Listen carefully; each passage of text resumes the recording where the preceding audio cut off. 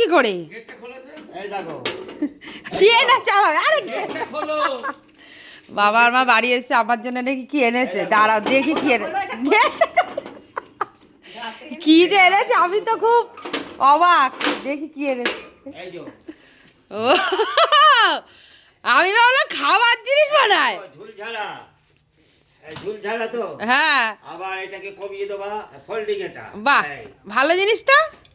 এটা আলমারি ঝাড়বা, শোকেস ঝাড়বা, হ্যাঁ আবার বিছনা ঝাড়বা। আবার ওই লোক যেটা বললো, হ্যাঁ যে বিক্রি করছে, সে বলছে এটাই মাছ ধরতে পারবে। মাছ ধরতে তো পাঠানো যাবে না। দাও দাঁড়াও দাঁড়াও দাঁড়াও দাঁড়াও। কত টাকা নিয়েছে, কত টাকা? এই যে এইটা সেটটা খুলে হ্যাঁ এখান থেকে আরো খুলবে। ও আচ্ছা আচ্ছা, ছিপ ছিপ হবে, এই ছিপ। যে মাছ ধরা ছিপ। ওদের ধরা যায় নাকি? হ্যাঁ, কেন যাবে না?